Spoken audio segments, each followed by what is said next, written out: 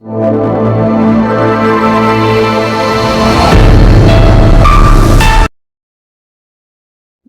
2025 నాటికి ఇండియా యొక్క జీడిపి పరంగా చూస్తే ప్రపంచంలోనే 5వ అతిపెద్ద ఆర్థిక వ్యవస్థగా మారినా కానీ అంచనాల ప్రకారం ఇది దాదాపు $41 ట్రిలియన్ పెరిగింది. అయితే కొనుగోలు శక్తి మాత్రం అదే పీపీపీ రేటు పెరిగినప్పటికీ ఇండియా రూపీ వాల్యూ మాత్రం తగ్గుతూనే ఉంది. అదే లాస్ట్ 10 years ని చూస్తే అమెరికా డాలర్తో పోలిస్తే ఇండియా యొక్క కరెన్సీ వాల్యూ మాత్రం దాదాపు 16% పడిపోయింది. అసలు ఎందుకు ఇలా జరుగుతుంది? దీనికి కారణం ఎవరు? అయితే రూపాయి వాల్యూని ఎవరు డిసైడ్ చేస్తారు? మనం ఈ వీడియోలో తెలుసుకుందాం. Hello my lovely friends, I am Mahesh. This is the Fintrix beach. Let's begin today topic. 90ని దాటడం దేశ ఆర్థిక 90 per dollar last month. భారత కరెన్సీ కనిష్ట స్థాయికి పతనమైంది. భారతదేశం ప్రపంచంలోనే అత్యంత వేగంగా అభివృద్ధి చెందుతున్న ప్రధాన ఆర్థిక వ్యవస్థ ఉన్నప్పటికీ ఇండియా రూపీ మాత్రం INR తొలిసారిగా అమెరికా డాలర్తో పోలిస్తే $90 కంటే ఎక్కువ కిందకు పడిపోతుంది. ఇలా పడిపోవడం వల్ల మనకు గానీ లేదా దేశానికి గానీ భవిష్యత్తులో ఏమైనా సమస్యలు వస్తాయా? అసలు దేనివల్ల తగ్గుతుంది? దీనికి కారణాలు ఏమిటో ఇప్పుడు చూద్దాం. అయితే మై లవ్లీ ఫ్రెండ్స్, మీకు ఒక విషయం చెప్పాలి. అదేమిటంటే ఇండియా కరెన్సీ వాల్యూ అనేది ఎవరు మార్చలేరు. అంటే ఫర్ ఎగ్జాంపుల్ రూపాయి వాల్యూ అనేది ఇంటర్నేషనల్ మార్కెట్ ఆధారంగా పనిచేస్తుంది. స్టాక్ మార్కెట్, గోల్డ్ ప్రైస్ గానీ ఎవరు మార్చలేరు. అంటే డిమాండ్ సప్లై ఆధారంగా పనిచేస్తుంది. సో ఈ పాయింట్ మీకు చాలా బాగా యూజ్ అవుతుంది. సో గుర్తుపెట్టుకోండి. అయితే ఇలా రూపాయి వాల్యూ తగ్గడానికి దీనికి 3 ప్రధాన కారణాలు ఉన్నాయి. US dollar, effects of exports and imports, inflation. అందులో మొదటిది, why does the whole world choice the US dollar? అంటే ప్రపంచం మొత్తం యుఎస్ డాలర్ ని ఎందుకు ఎంచుకుంటుంది? అయితే ఇది చాలా పెద్ద స్టోరీ, కానీ మీకోసం సింపుల్ గా చెబుతాను. అదేమిటంటే ప్రపంచం మొత్తం కరెన్సీకి అత్యంత దగ్గరగా ఉన్నది యుఎస్ డాలర్. అయితే ఇది ఏ ఇతర కరెన్సీ కంటే ఎక్కువే. అంటే ఇంటర్నేషనల్ మార్కెట్ కి సంబంధించిన ఇంపోర్ట్ అండ్ ఎక్స్పోర్ట్ మార్చుకునేందుకు డాలర్ ను వాడతారు. ఫర్ ఎగ్జాంపుల్ ప్రపంచవ్యాప్తంగా 7,100 స్పోకెన్ లాంగ్వేజెస్ ఉన్నాయి. అంటే మాట్లాడుకునే భాషలు ఉన్నాయి. కానీ అన్ని దేశాలకి మరి అన్ని భాషలు వాళ్ళు ఇంగ్లీష్ ను వాడతారు కదా. సో అలాగే.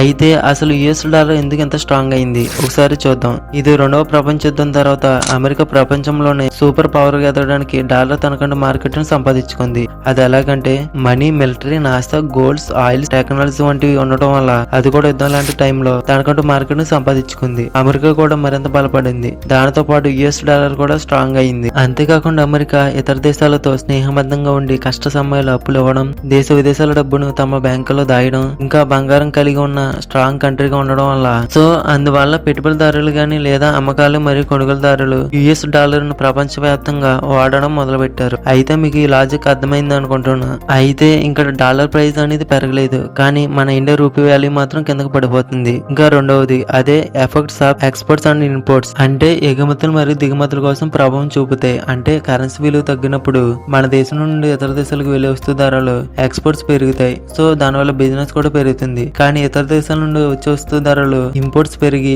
బిజినెస్ కూడా తగ్గుతుంది. అంటే అర్థం కాలేదు కదా. అంటే మన దేశం నుంచి పంపించే వస్తువులకు డిమాండ్ పెరుగుతుంది. సో దానివల్ల ఎక్స్పోర్ట్స్ కూడా పెరుగుతుంది. అంటే ఫర్ ఎగ్జాంపుల్ మనం దీనికి ఇలా రూపాయి విలువ తగ్గడం వల్ల మనకు 2 కారణాలు ఉన్నాయి. ఒకటి లాభం ఉంది మరియు రెండోది నష్టం ఉంది. అది ఎలాగంటే అప్పుడు ఇంటర్నేషనల్ గా మన దేశంలో ప్రొడక్ట్స్ చాలా చీప్ గా దొరికేస్తాయి. అంటే మన రూపాయి వాల్యూ తగ్గడం ద్వారా ఫర్ ఎగ్జాంపుల్ ఒక 200 తగ్గితే 200 = $1 అవుతుంది కదా. అయితే ఒకవేళ మనం అమెరికా నుంచి ఏదైనా వస్తువులను ఇంపోర్ట్ చేసుకుంటే మన డబ్బును ఎక్కువగా ఖర్చు చేయవలసి ఉంటుంది. ఎందుకంటే మన రూపాయి వాల్యూ తగ్గింది కాబట్టి. సో అయితే మనం అమెరికా నుంచి gold, crude oils, gas import చేసుకోవడం వల్ల 2025 yearలో 16.6% పెరిగాయి. అదే బడ్జెట్ పరంగా చూస్తే $76 బిలియన్ కు చేరుకుంది. అదే 2021 year కి చూస్తే 4.92% పెరిగింది. ఇలా ప్రతి ఇయర్ గవర్నమెంట్ ఇంపోర్ట్ చేసుకోవడం వల్ల ఖర్చు చేస్తూనే ఉంది. అలాగని ఎక్స్పోర్ట్స్ పెరగడం లేదంటే పెరుగుతున్నాయి. 2014 నుంచి 2024 వరకు దాదాపు 67% ఇంక్రీజ్ అయింది. ఇది ఒక రకం బెటర్ గానీ మనం మోస్ట్లీ ఎక్కువ డిపెండ్ అవ్వాల్సి వస్తుంది ఇంపోర్ట్స్ కి. అయితే మన ఇండియాకి చాలా ట్రేడ్ డిఫిసిట్ ఉంది. 2025లో చూస్తే 41.2 బిలియన్ లో ఉంది. ఇది ఆల్ టైమ్ రికార్డు. సో అందువల్ల రూపాయి వాల్యూ అనేది పడిపోతుంది. అసలు మీకు ట్రేడ్ డిఫిసిట్ అంటే మీకు అర్థం కాలేదు కదా. ఇదిగో మీకోసమే. అసలు ట్రేడ్ డిఫిసిట్ అంటే ఏమిటి? ఫర్ ఎగ్జాంపుల్ ఒక దేశంలోని ఒక 500 రూపీస్ వస్తువులను మనం ఇంపోర్ట్ చేసుకుని మనం వాళ్ళకు 300 రూపీస్ వస్తువులు మాత్రమే ఎక్స్పోర్ట్ చేస్తే మిగిలిన 200 రూపీస్ వస్తాయి కదా, దాన్ని ట్రేడ్ డెఫిసిట్ అంటారు. దీని క్యాలిక్యులేషన్ లో చూద్దాం. Total imports minus total exports, మిగిలినవే ట్రేడ్ డెఫిసిట్ అంటారు. ఇంకా మూడవది అదే ఇన్ఫ్లేషన్. అసలు ఇన్ఫ్లేషన్ అంటే ఏమిటి? ఇది చాలా మందికి తెలిసే ఉంటుంది. ఒకవేళ తెలియకపోతే ఇదిగో మీకోసమే. ఇది డిమాండ్ సప్లై ఆధారంగా పనిచేస్తాయి. అంటే డిమాండ్ పెరిగితే సప్లై తగ్గుతుంది, ఒకవేళ సప్లై తగ్గితే డిమాండ్ పెరుగుతుంది. అయితే ఆ దేశంలోని వస్తు రేట్లు పెరిగితే ఆ దేశంలో కరెన్సీ కూడా పడిపోతుంది. ప్రస్తుతం ఇన్ఫ్లేషన్ ఎక్కువగా ఉండడానికి ఒక కారణం.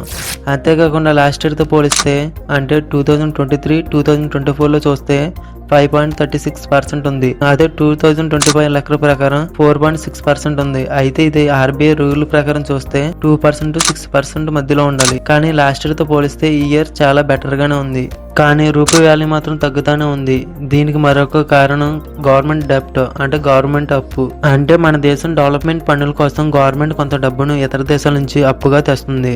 అదే 2025 నాటికి $736.3 బిలియన్ అప్పు చేసింది. అదే మన ఇండియా రూపాయలు చూస్తే అంటే సుమారుగా 60 లక్షల కోట్లు అప్పు చేసింది. సో అయితే మళ్ళీ దానికి చెల్లించే వడ్డీ కూడా ఎక్కువగా ఉంటుంది కదా.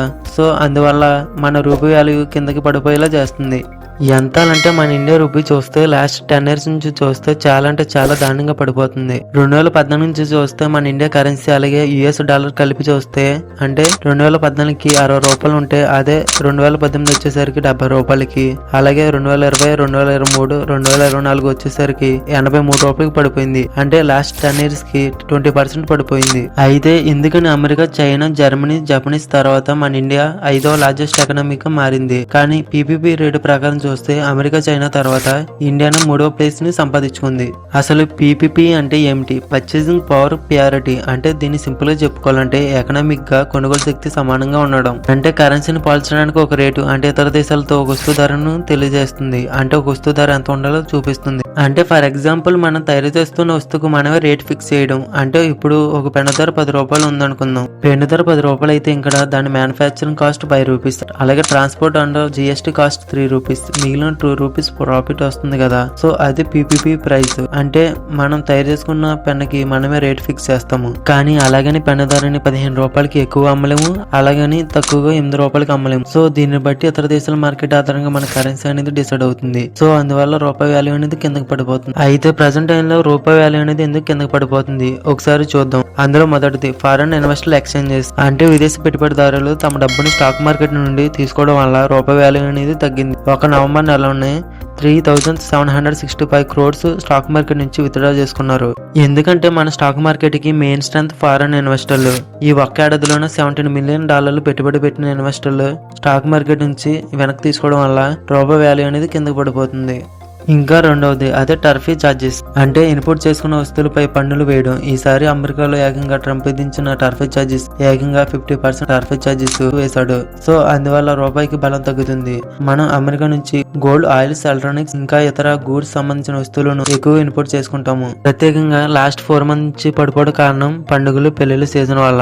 మనం ముందు చెప్పుకున్నట్లుగానే ఇండియా ఎక్కువగా ఎక్స్పోర్ట్ కన్నా ఇంపోర్ట్స్ మీద ఆధారపడి ఉంటుంది. సో అందువల్ల ఈ టర్ఫీ ఛార్జెస్ ఎక్కువగా ఉండడం వల్ల ఇంపోర్ట్ చేసుకున్న వస్తువులకు మనం ఎక్కువగా మనీ కట్టాలి. సో అందువల్ల రూపాయి వాల్యూ అనేది కిందకి పడిపోతుంది. ఇండియా జీడిపి పరంగా చూస్తే ప్రపంచంలోనే లార్జెస్ట్ ఎకనామిక్ గా మారినా కానీ పర్ క్యాపిటల్ ఇన్కమ్ మాత్రం సరిగ్గా లేదు. అంటే సగటు మనిషి తలసరి మాత్రం పెరగడం లేదు. ఒకసారి చూద్దాం. Influence of common peoples. అంటే సామాన్యుల ప్రభావం. అంటే ఇలా రూపాయి వాల్యూ కింద పడిపోవడం వల్ల పెరుగుతున్న ఛార్జెస్ మనలాంటి సామాన్యుల మీద పడతాయి. అంటే నిత్యావసర రేట్లు విపరీతంగా పెరుగుతాయి.